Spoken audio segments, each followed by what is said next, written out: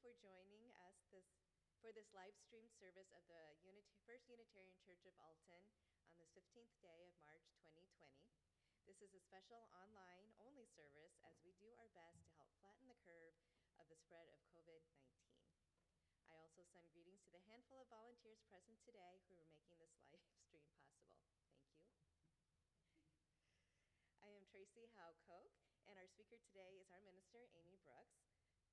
We acknowledge that we meet on Illinois land, colonized by white Europeans through the labor of enslaved Africans.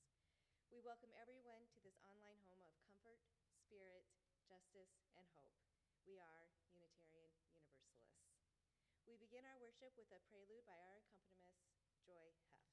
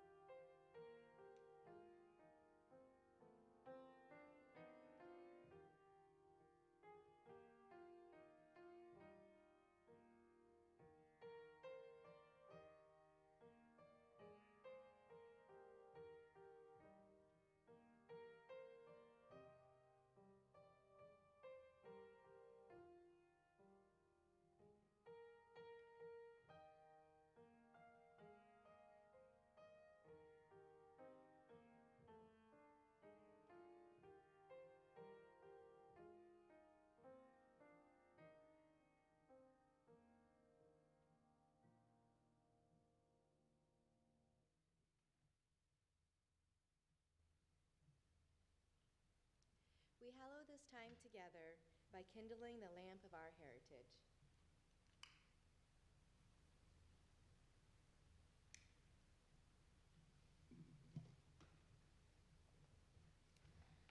Good morning.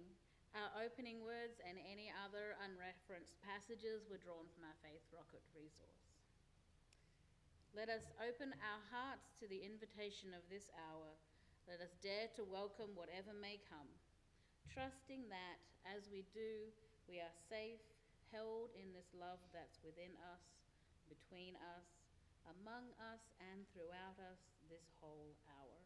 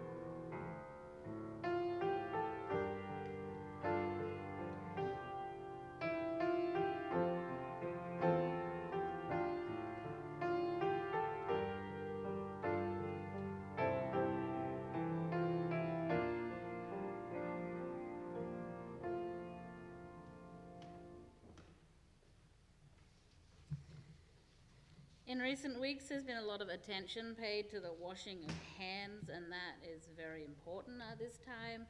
And also, I've chosen this hand meditation as a reminder that our hands are more than just tools for spreading disease. So feel free to decide for yourself whether to perform these actions with me as I do them, or to simply sit and listen. If you are comfortable doing so, close your eyes. Clench your hands together in a fist.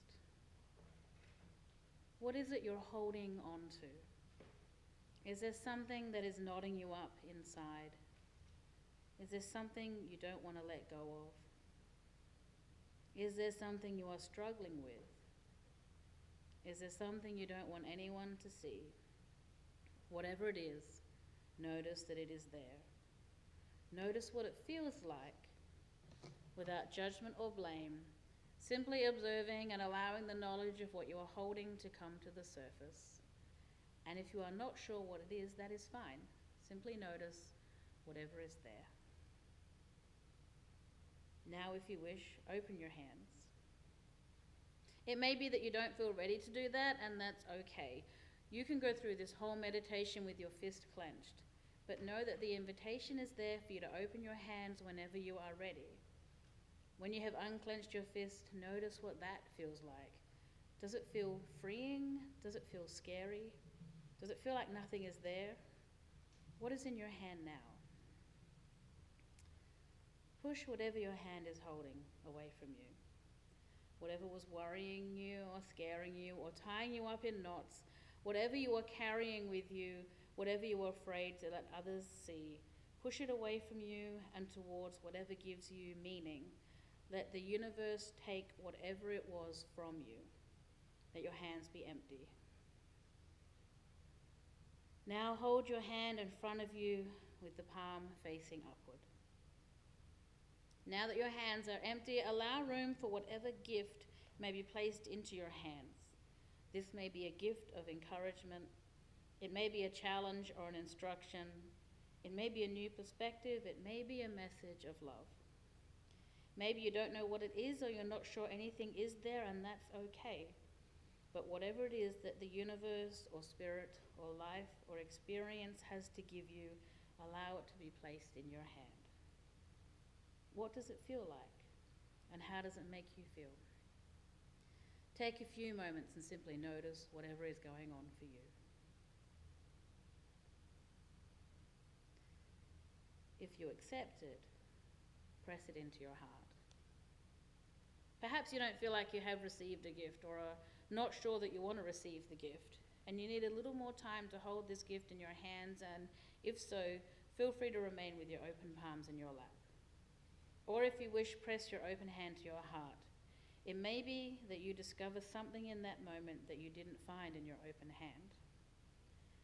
However the gift you now hold if it does feel right to you, place your palms on your chest. Imagine this gift entering into your body. What does it feel like? Allow it to spread through you. Finally, hold out your hands to offer your thanks. Whether it's for the gift you have received today or for anything else, use this gesture to offer your thanks for anything you wish. When you have offered whatever thanks you wish, please relax your hands and open your eyes. Blessed be.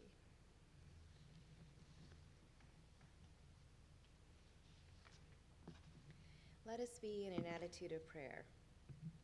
Let us center down into the quiet of this moment. Let us listen to what is that has been tugging at us. Maybe all morning, maybe our whole lives. Whatever it is rising up within us, be it a question, a fear, or maybe some tender hope in this moment. Let us welcome it with respect and curiosity, as a signal from a part of us which wants us to know something, which knows we are ready to receive what it says, as we listen to that still, small voice within. Let us trust that, in each moment, we are also being called out into the world and into new pathways that have been all along waiting for us to say yes. Blessed be, and amen.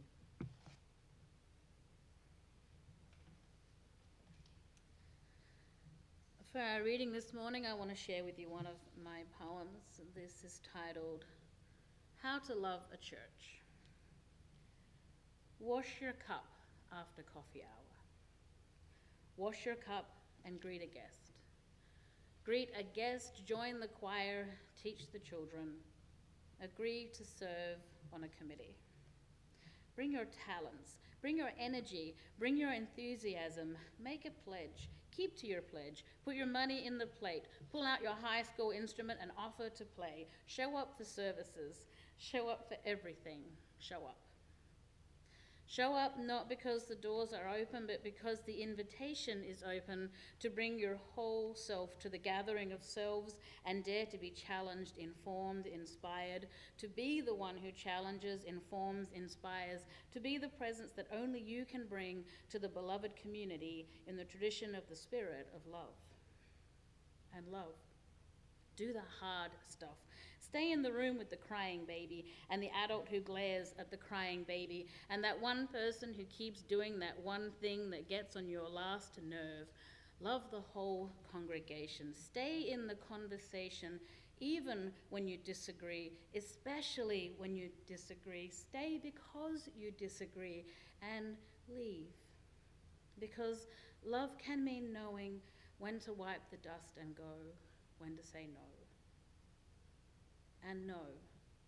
Know within yourself when you've been wrong, when being strong feels more like bending, like picking up the threads and mending, like finding new instead of ending, and tending things you find surprising, and find, to your surprise, that all the ways to love a church are the same as all the ways to love yourself.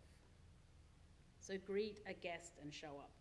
Be ready for the glow up. You might even need to grow up, proclaim your no and sew up, and wash your own damn cup.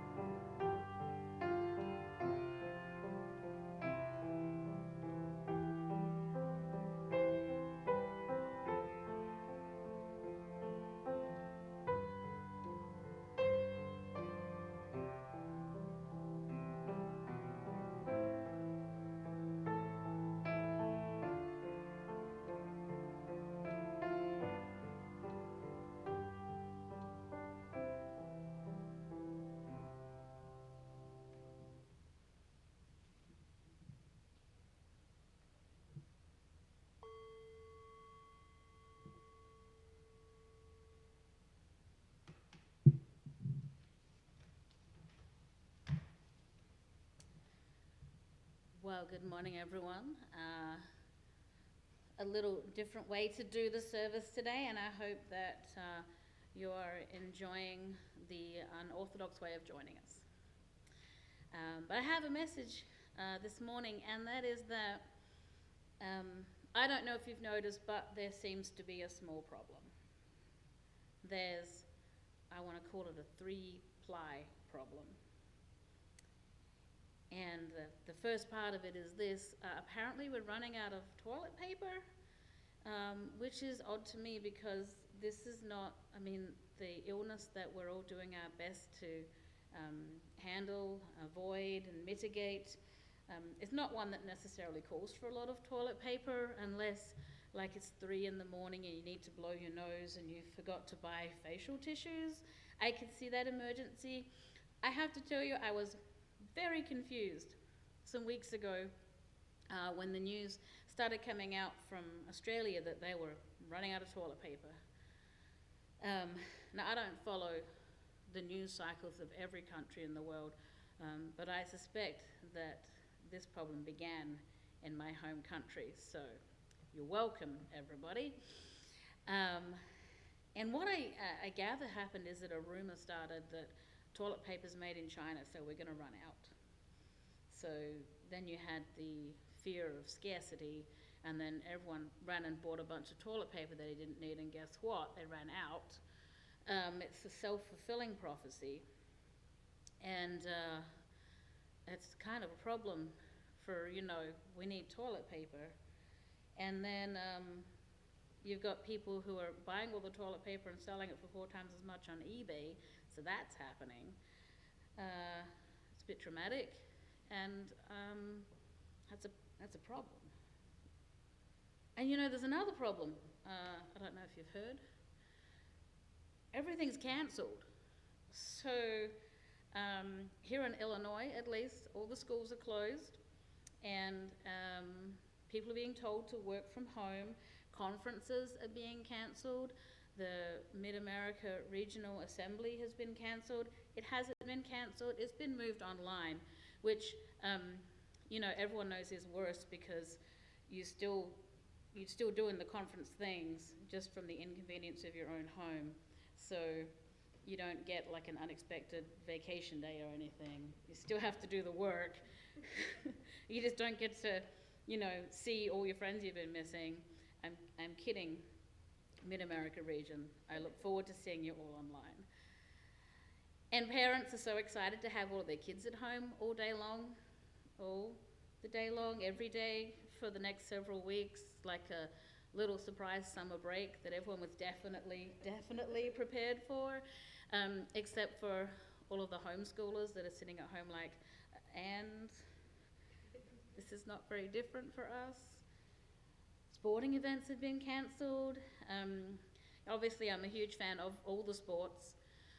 The one with the round ball and the one with the oval ball and the one with the hitting ball, so all the sports. And I think that covers all of them, right? Yep. And so this has not made a huge difference in my life, but people care.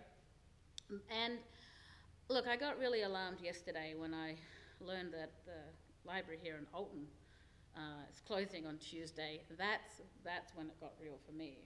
Like, oh, I can't borrow books now. That's a problem. It's a problem.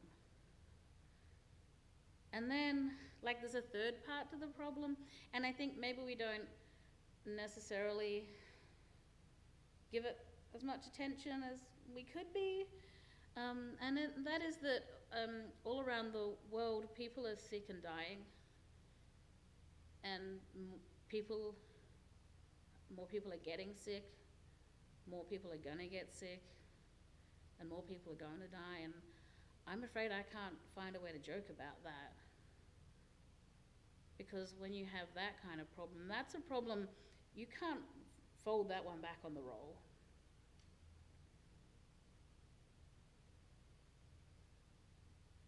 That's a problem.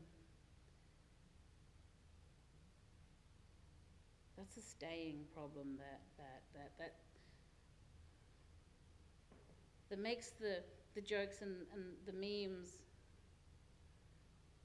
and the kids being home from school and the lack of toilet paper, it all seems not that important. But I mean, if we're gonna try and roll it back, if we're gonna go back and look at these things again, maybe the other things are not problems at all. Maybe the problem isn't that kids are home and that they're bored. Maybe it's that people in the gig economy aren't going to get paid. And maybe it's that those subsistence level workers who are having their shifts cancelled are going to struggle to pay their mortgage. And maybe that's like a broader problem that doesn't affect just one people but a whole people.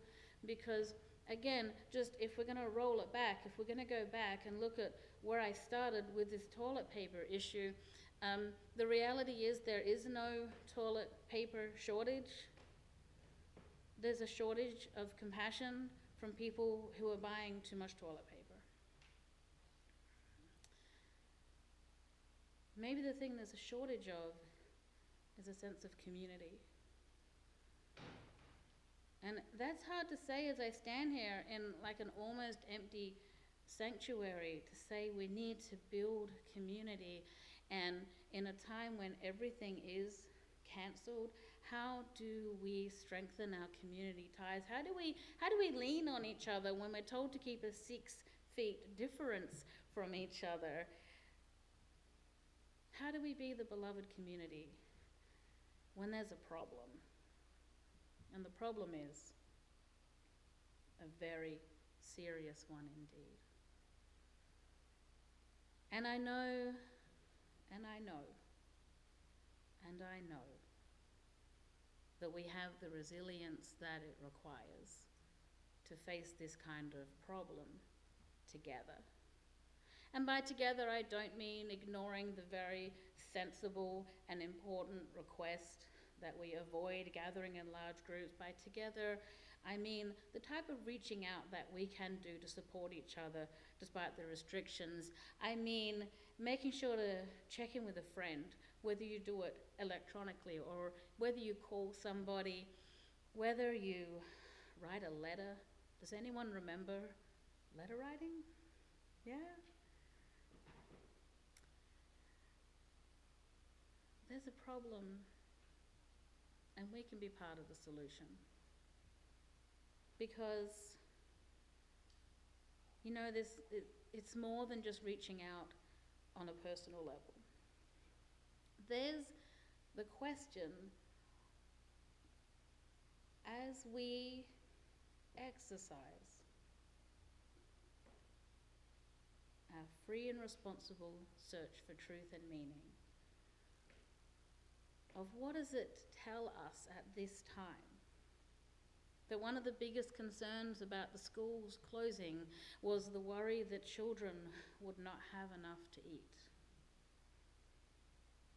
What does it tell us when the first reaction to hearing that a workplace is closing is how people are going to pay their bills? When your first reaction to learning that you're sick is knowing that you may not have any sick leave.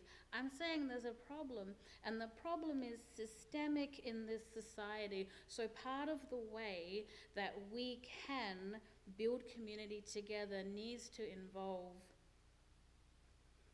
insisting that elected officials build a better response than what they have done so far. Insisting that solutions be found, not just to finding there's no toilet paper. I'm talking about solutions being found to the reality that for so many families, missing a day of work can be the one thing that tips them over the edge. We're beyond a situation of food insecurity or financial insecurity for a lot of families right now. We're in a situation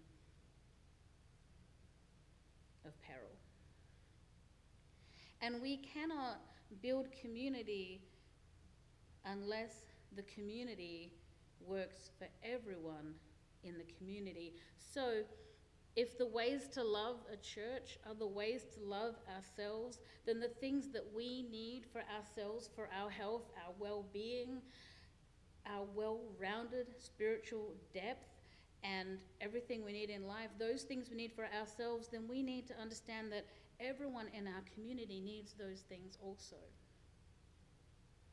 We can't love our community unless we love ourselves, and we cannot love ourselves unless we're loving our community. And when I say love, I'm talking about the things that we need to put into place and insist that those with the power to do so put into place to make sure that the children who are staying home have an adult who is not missing out on making ends meet by being at home with them, that they have food to put on the table, that when people are sick, they don't have to choose to go to work and spread disease because they have no way of getting paid otherwise.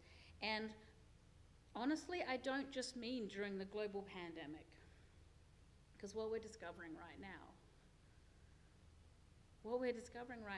is the failures of this system that the most vulnerable members of community experience every single day.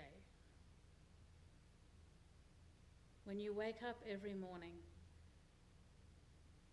and you worry about, if I get sick, how will I pay my bills? If I get sick, can I afford to go see a doctor? If I get sick, what will happen to my children? That's not an individual person's problem. That's a problem of a society. It's connected. It's like, I don't know if you've had the experience where you go to use the toilet paper and it tears off unevenly because somehow like one of the layers has got unfolded over the top, and so you have like, you know, if you're using the fancy 3-ply toilet paper, you have like one layer that's tearing off here, but like a half a sheet is hanging below it. We feel like these things only affect a couple of people, and the reality is that it affects all of us. We're all impacted when any one of us struggles.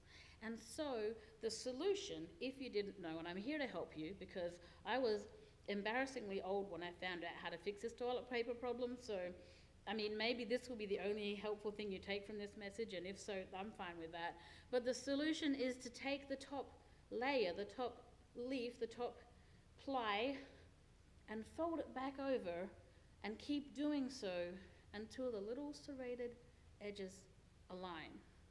Now that's great practical advice that changed my life forever, but here's the thing, there's also the option, the opportunity, the responsible decision that we can make as contributing members to society to do the same thing with these systems that are so badly failing the most vulnerable members of our community right now. And we need to take the top layer and fold it back over so that we can have some alignment, because what impacts one of us impacts all of us. So essentially, we don't have a 3-ply problem, we have one problem. And if we can realize that it's one problem, the good news is there's one solution.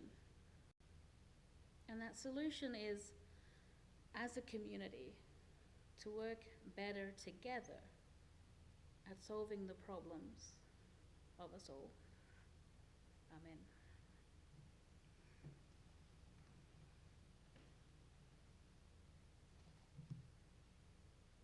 We offer the gentle reminder that this community of faith is supported only by your giving.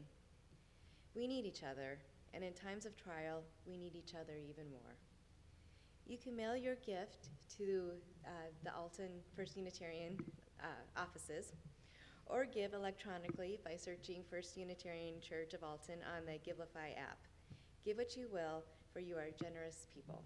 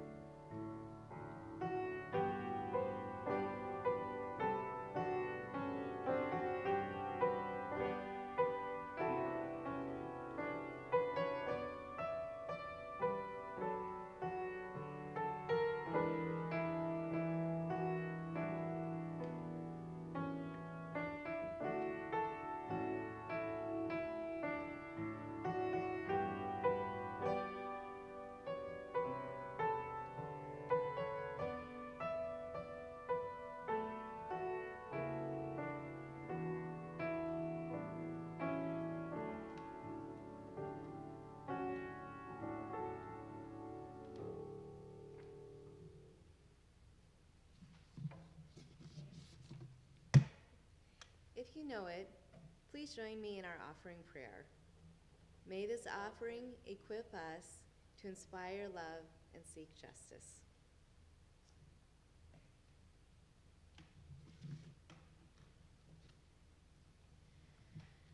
Ordinarily at this time, we would have a time for all, and you would all be invited to share your thoughts, your pushbacks, your disagreements, your agreements, obviously, because I'm usually right. Kidding. Please do that in our online communities. But in the absence of a congregation to share their thoughts during our time for all, instead I offer you this story for all ages. This is titled The Dervish in the Ditch. Once upon a time, in a land to the east, a dervish holy man and their student were walking from one village to the next. Suddenly they saw a great huge cloud of dust rising in the distance. They stood and glared at a grand carriage pulled by 6 horses approaching at a full gallop. Riding on top were 2 liveries dressed in red, each holding a rein. The dervish and the young student soon realized the carriage was not going to slow down, let alone veer to the side to avoid hitting them. The carriage was coming at such a speed that they had to throw themselves from the road and jump into a ditch to save themselves. Covered with dirt and grass, the 2 got up. They looked after the carriage as it sped away into the distance. The student was first to respond. They began to call out and curse the drivers, but the teacher ran ahead, cupped his hands over the student's mouth, and called to the carriage, "May all your deepest desires be satisfied." The student stared at the teacher and asked, "Why would you wish that their deepest desires be satisfied? They nearly killed us." The old dervish replied, "Do you think all their deepest desires are satisfied? If they were happy, would they be so thoughtless and cruel to nearly run down an old man and a student?" The student had no answer, for they were deep in thought. And so, in silence, the 2 continued their journey down the dusty road.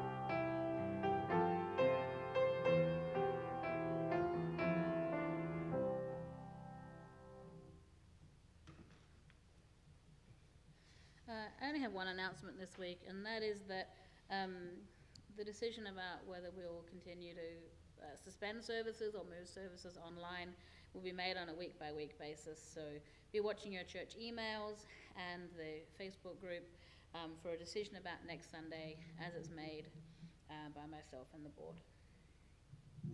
In the meantime, if you're familiar with our unison words for extinguishing the chalice, I invite you to join with me. The light of truth and meaning cannot be put out. We are keepers of this flame until we meet again. Receive these closing words. In the week ahead, may we celebrate freedom by accepting the responsibility to create even more freedom, which we will again celebrate the same way. Go in peace.